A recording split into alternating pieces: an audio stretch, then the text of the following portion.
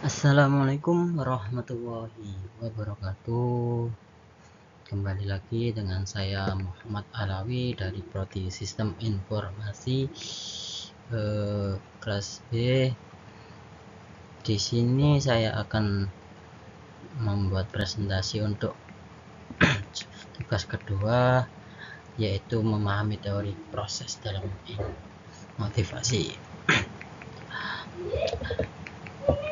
Presentasi ini akan membahas secara mendalam tentang teori proses atau proses teori dalam konteks motivasi.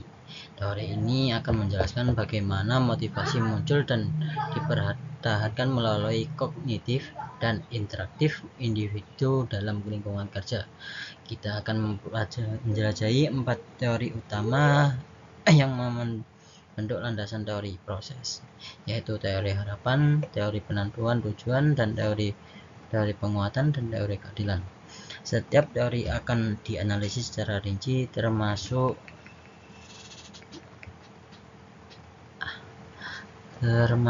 prinsip-prinsip utama, contoh penerapan, dan studi kasus yang relevan.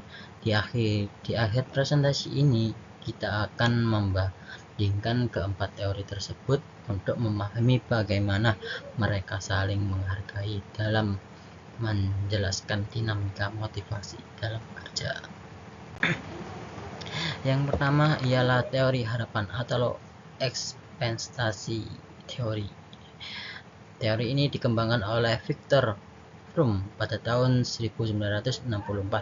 Teori ini menjelaskan bahwa motivasi adalah hasil dari 3 komponen kognitif utama, yaitu harapan atau ekspektasi, instrumentalitas, dan valensi.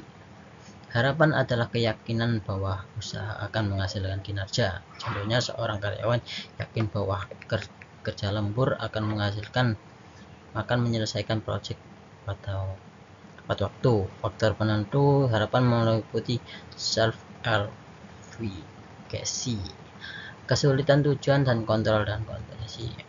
Sedangkan instrumen adalah keyakinan bahwa kinerja akan menghasilkan. Contohnya, menghasilkan proyek tepat waktu, diyakini untuk akan mendapatkan promosi atau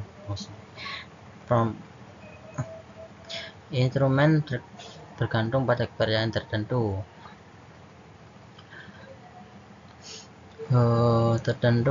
Reward organisasi. Valensi adalah nilai yang diberikan individu pada hasil tertentu. Contoh, promosi sangat diinginkan karena meningkatkan status sosial. Yang ketiga, teori aplikasi teori harapan. Mengaplikasi harapan. Teori harapan dapat diaplikasikan dalam berbagai aspek manajemen sumber daya manusia, misalkan dalam penilaian jelas dan relevan dengan tujuan organisasi lain. Itu reward yang diberikan harus sesuai dengan nilai yang diberikan oleh karyawan. Jika karyawan menghargai fleksibilitas kerja, organisasi dapat menawarkan opsi kerja jarak jauh atau jam kerja fleksibel sebagai reward.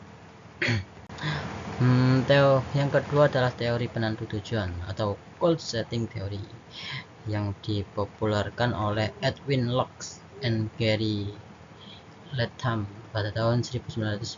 Teori ini menekankan 5 prinsip efektivitas tujuan. Yang pertama, kejelasan, 2, tantangan, ketiga, komitmen, 4, balik, dan kompleksitas. Tujuan yang jelas misalnya menaikkan penjualan, efektif lebih dari tujuan yang ambigu. Tujuan yang sulit misalnya target penjualan 30, memicu motivasi lebih tinggi. Komitmen karyawan harus tingkatkan dengan melibatkan mereka dalam menyusun tujuan. Umpan balik akan misalnya laporan bulanan, membantu koleksi strategi. Tujuan yang kompleks sebaiknya dibacakan sebagai sub-target harian atau mingguan.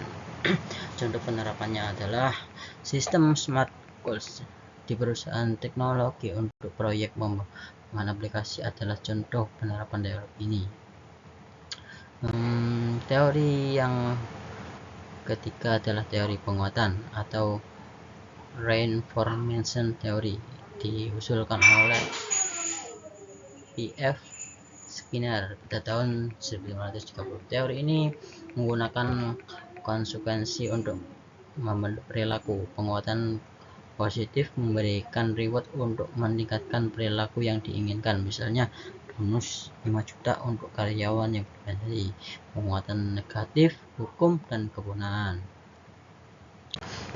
Studi kasus adalah pengaplikasinya program Empire of the Moons dengan reward tunai meningkatkan produktivitas 20% dengan memberikan pengakuan dan reward kepada karyawan berprestasi. Organisasi dapat memotivasi untuk meningkatkan kinerja mereka. Namun pentingnya untuk memastikan kompromi adil dan transparan serta tidak menimbulkan persaingan yang tidak sehat antar karyawan. Teori yang keempat adalah teori keadilan, equity theory, yang dikembangkan oleh John Saint Adams pada tahun 1963.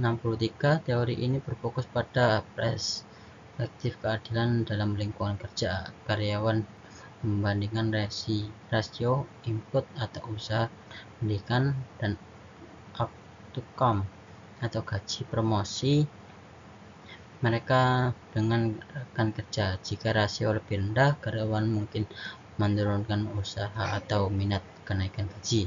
Jika rasio lebih tinggi, karyawan mungkin akan merasa bersalah dan meningkatkan kontribusi. Ini perbandingan teori proses. Seperti gambar di atas, teori-teori yang harapan fokus kognitif, penentuan itu struktur tujuan, pengaturan penguatan atau konsekuensi perilaku, keadilan prinsip keadilan.